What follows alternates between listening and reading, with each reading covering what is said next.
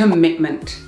When I say that word, does it excite you or does it paralyze you? Let me tell you 3 truths about commitment today. Hit subscribe, hit like, and hit the bell if you want to know how commitment is going to be a powerful tool for your tool belt. My name is Kemi Nekvapil. I'm a coach, speaker, and author, and I work with hundreds of women in my one-to-one coaching practice and reach thousands more when I'm speaking from stage and through my books and my chart-topping podcast, The Shift Series. It is my absolute pleasure to support women to live life without apology, one action at a time. As William Murray said, until one is committed, there is always hesitancy, a chance to pull back, always ineffectiveness. Most of us want to know how we can do the thing, how we can achieve the goal before we really commit. You know, we do what I call the back door. So we're sort of half in, we'll see how it goes, I'll give it my best shot. And actually what is needed from us is to commit 100%. When we commit 100%, it's like the universe, energies, everything works in our favor so that we can work out the hows.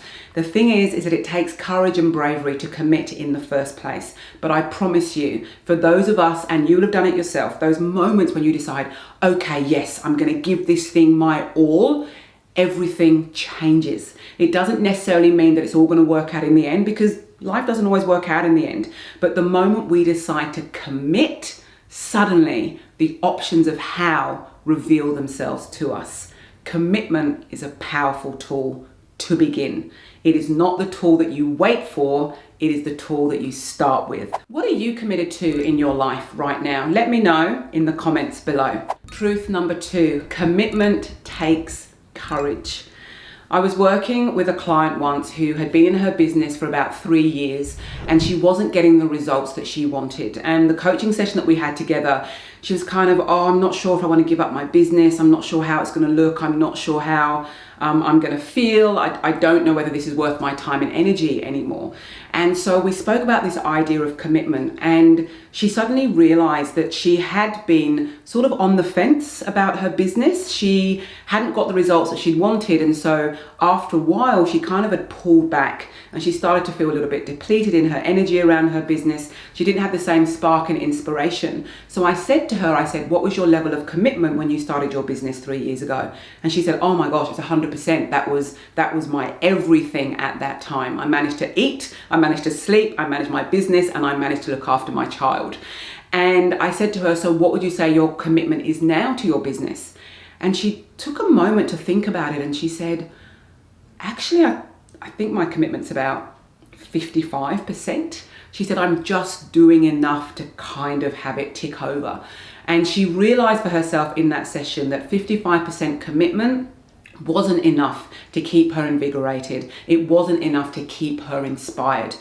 By the end of the session though, her relationship to commitment had changed. She had thought, I need to be committed, just at the beginning, and that level of commitment will see me through. But the reality is that we need to keep recommitting to things all the time. Relationships, people in our lives, family, goals, visions. We need to keep committing again, and again, especially when it's hard. So what happened for my client at the end of our session, what she got to was that she was going to recommit 100% to her business for the next 6 months. At the end of 6 months, she would then decide whether or not she was going to move forward, depending on the results that she had. But she realized that to make a decision now, when she was only 55% committed, was going to give all of the work that she'd already put in a disservice, and also she wasn't really giving it a fair go. Truth number 2 is that commitment needs to be 100%. Which leads me to truth number 3. Commitment gives us space and it gives us more time. How does that work out? Well, let me tell you how that works out. We cannot be 100% committed to everything in our lives all the time. At some point, we have to decide, what is it that I am actually committed to right now? And there are only so many things that we can be committed to 100%. We can have maintenance, the areas of our life where it's like, I'm just maintaining them and they're kind of my base foundation, but I'm not giving it everything. And generally that can be depending on where we are in our life, sometimes that's kind of the family is going well, there's a level of maintenance that's going on there, no one needs any particular help or support in the family right now, so I can put my commitment 100% over here while maintaining this at a certain level. And then it swaps, because that's what life does. We have to keep recommitting to different things at different times. But because we can only commit to a certain amount of things at one time at 100% level, we have to let the rest go. We have to let the rest go. When I do my work, people will sometimes say to me, oh, but you do so much. It looks like you're doing so much and you do this and you do that. And it's like, yes, I do create because I am a creator, but there's a lot that I say no to. And if you have issues with saying no, you want to have a look at my video, my first video, actually. I'll give you a little bit more of a concept around saying no. It's because when I commit to something, I am 100% committed. So it allows me to let go of everything else that is going on, other than the things that I know that I need to maintain. So commitment gives us time and space because we can't be 100% everywhere.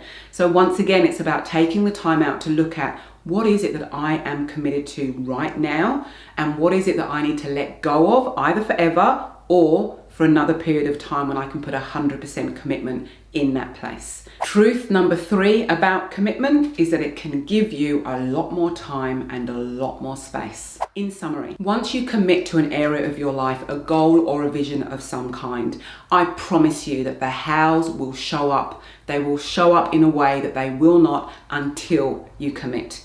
Commitment does not have to be forever when it comes to our goals. Sometimes we just need to give 100% for a certain amount of time, and then we need to check in and say, do I still want this goal? Am I as committed as I thought I was going to be? Do I have what it takes to fulfill this? Because as I said, we can recommit again and again and again.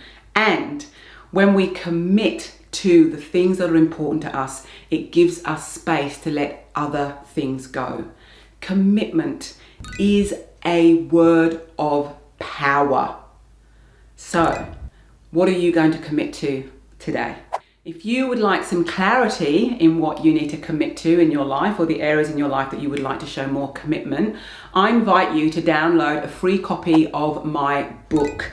The first chapter, The Gift of Asking, is for you. And I know it'll give you a little bit of time to create some space to look at what is it that I am committed to in my life right now. I hope that today's video has brought you value. Please click like, please click share, please click the bell so you know when I will be in your inbox next week. And more importantly, please share this video with a friend who is on the fence and isn't quite sure in one area of her life, because maybe you could be the person to create the space for her to commit today. Thank you. I look forward to seeing you next Tuesday. I hope you enjoyed today's video. Now, don't forget to share with a friend, to hit like, to hit subscribe and notifications. I look forward to sharing with you next week. And remember, one action at a time. Take care.